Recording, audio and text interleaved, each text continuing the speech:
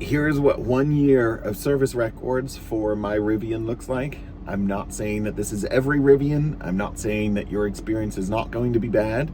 And I'm not saying that your experience is definitely going to be good, because as I've experienced with every vehicle manufacturer, not every vehicle that rolls off the assembly line is exactly the same. This is 21 pages, 4 packets, one from each shop visit, service visit. One in October 2024, one in early January, one at the end of January, and one in July. That's 12,800 miles of records, zero expense to me, including some things that I think probably Ford or Toyota or Nissan or whoever else we've owned would have charged us for rather than warrantying for us. So I was really irritated with my Toyota. It had a real leather steering wheel, and there was a defect in the leather, so it looked sort of cut in one spot. That was not me. I'm positive of that.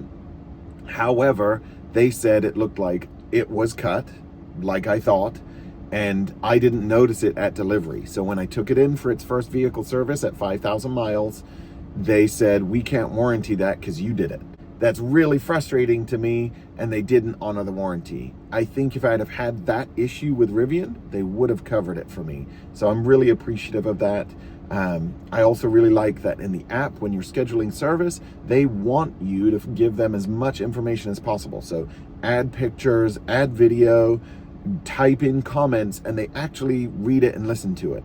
When I type in comments and I use the app to make an appointment at our Ford dealership, they never, ever read the comments or have any clue who I am until I get there and I say, hey, I am so-and-so and I'm here with my Ford. And they say, well, what are you here for? I gave you comments and notes. I made an appointment. You should be expecting me, and you don't. So that's universally my experience from dealerships, traditional dealerships. You're a number, no matter how good the service is. It's really frustrating almost universally as an experience.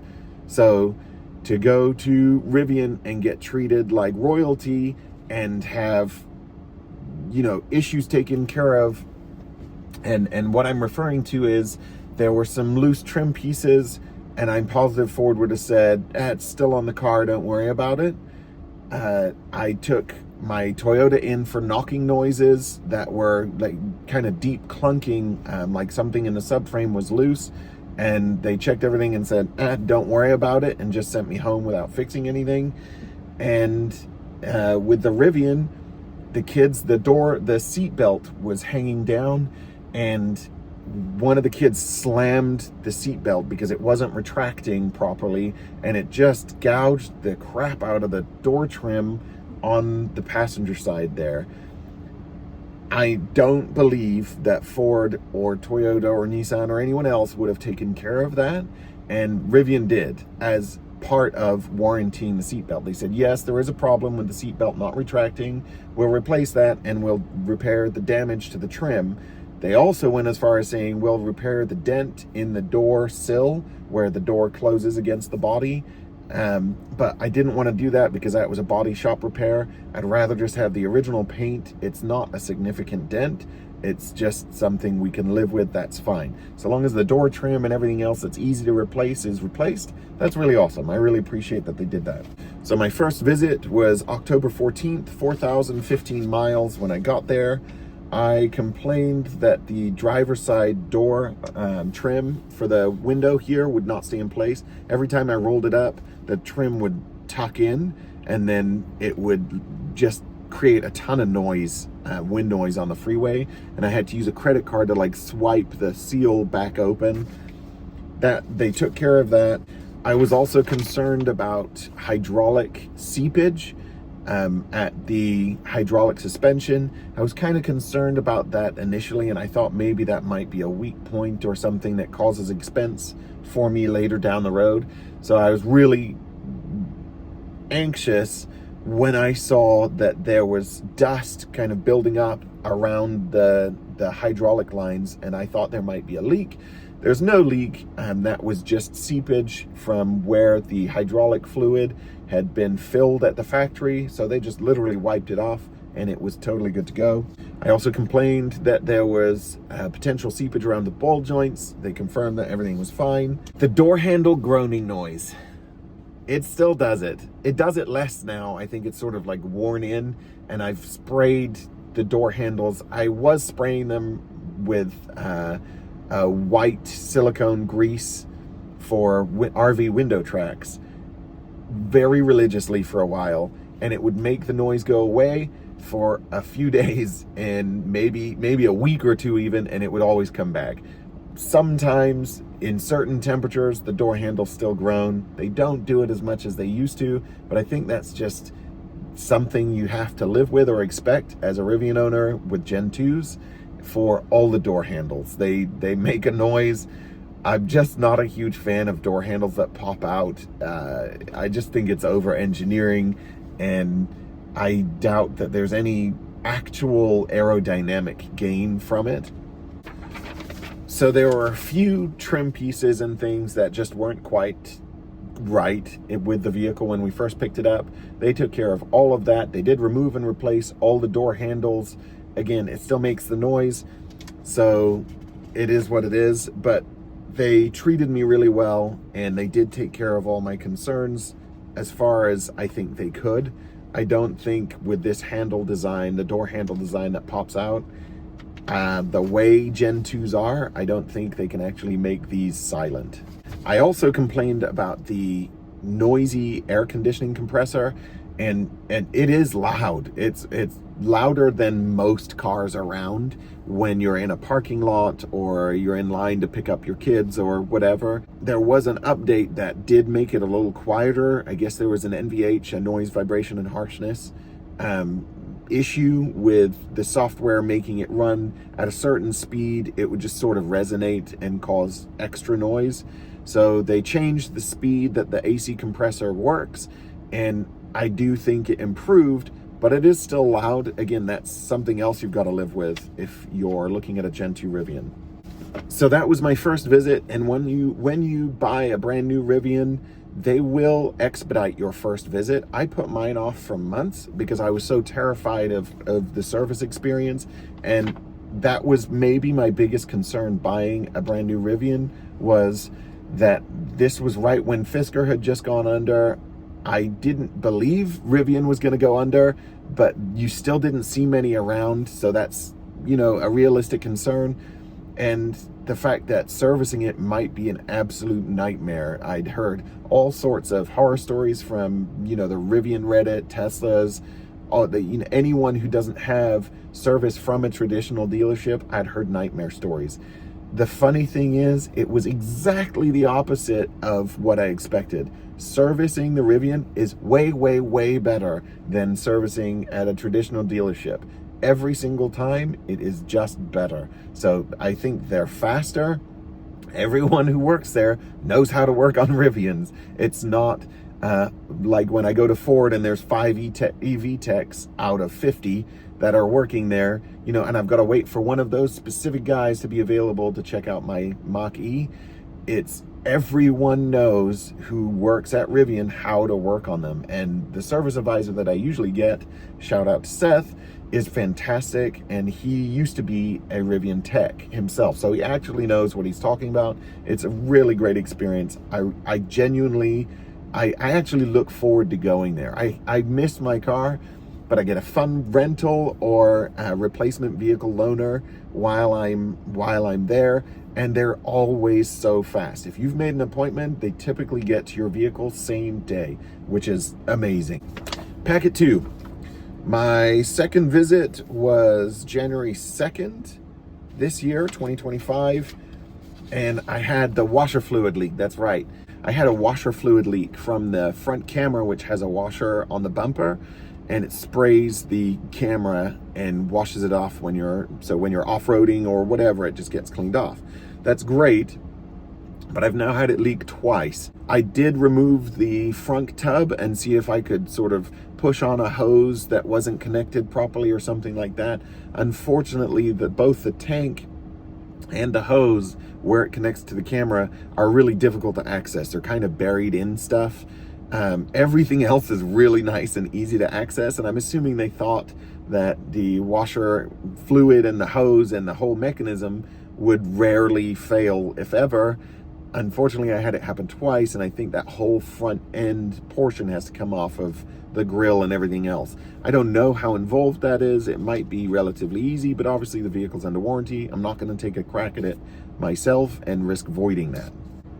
They replaced that pump. Another issue I had at that January 2nd visit was my half shafts were clicking. I didn't know exactly what was clicking. I assumed it was the half shafts, but when you turned one way or the other and accelerated at almost any speed, it would make a clicking noise like the half shafts were going bad.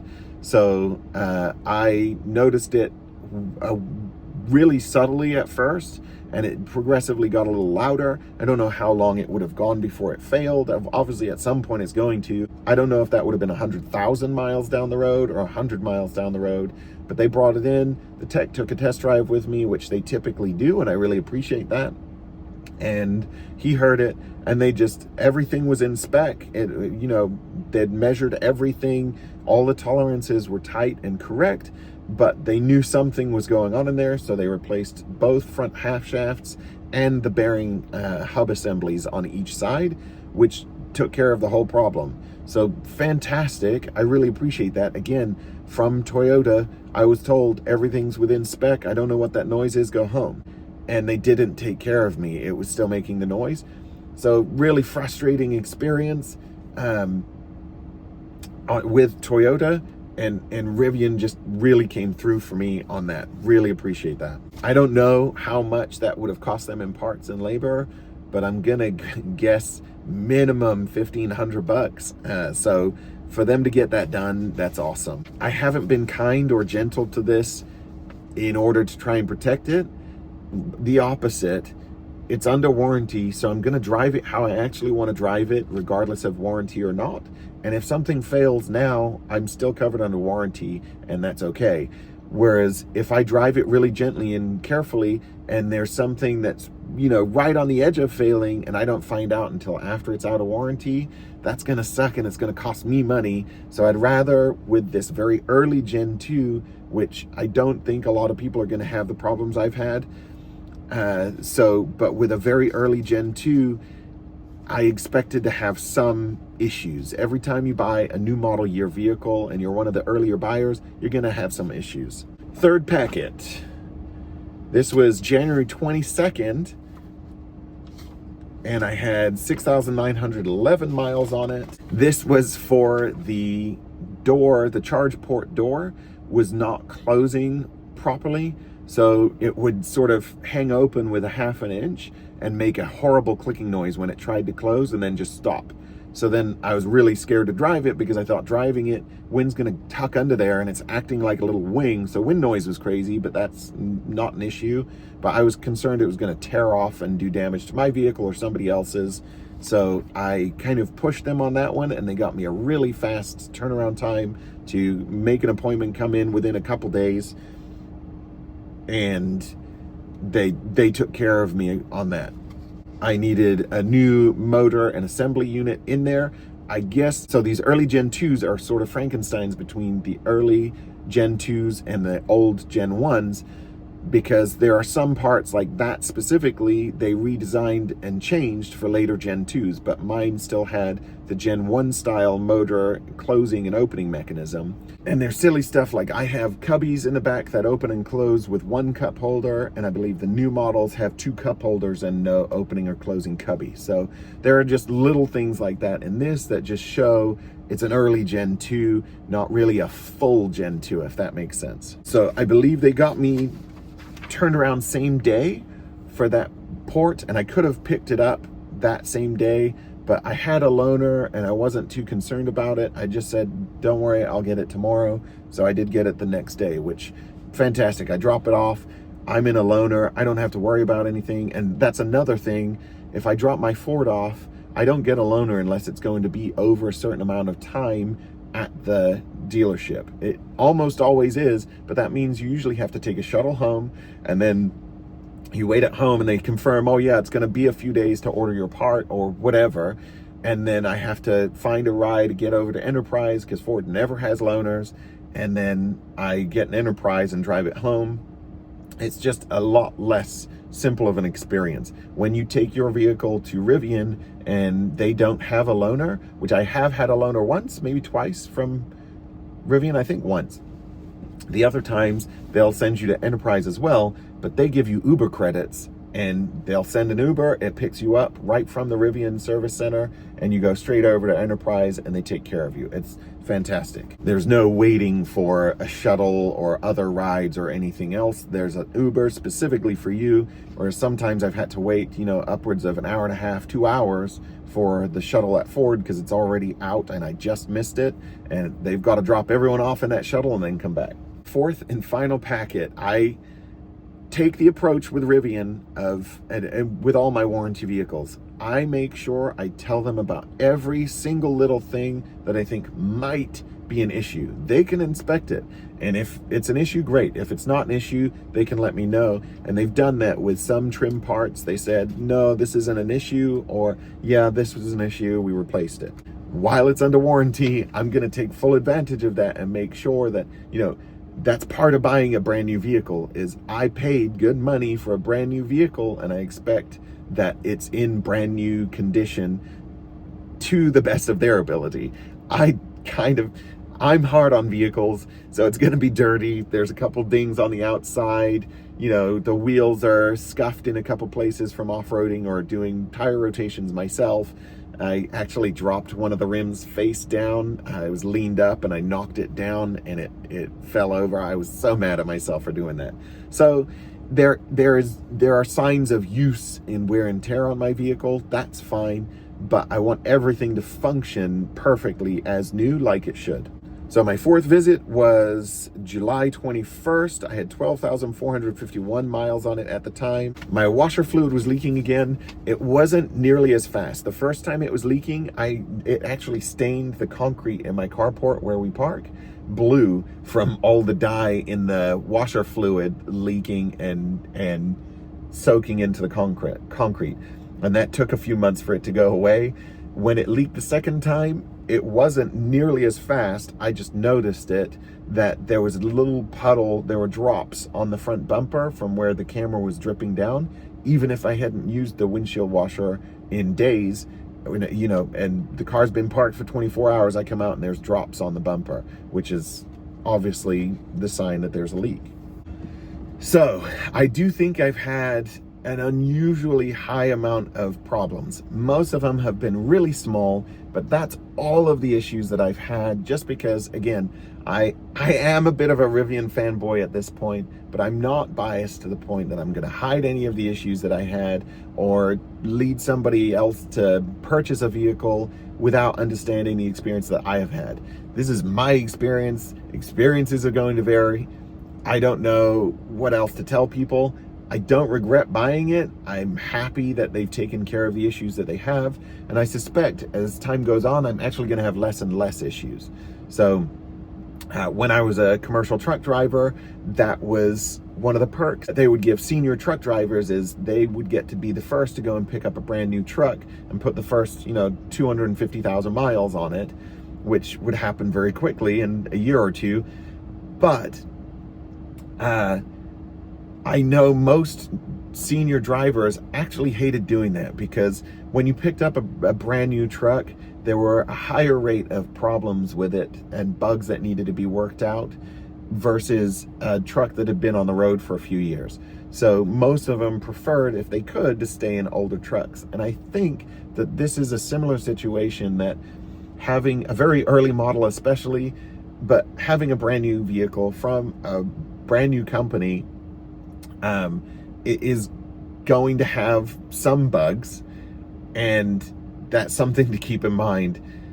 I don't think, it hasn't cost me a dime. I think as we work out the bugs, as we drive this more and it gets a little older and things wear in and whatever, those tiny issues like the trim pieces or whatever, that they've gotten that ironed out on the factory floor now. But my early vehicle didn't have those things quite dialed in. So I had those issues to deal with. I think I've worked out the bugs. I hope I have.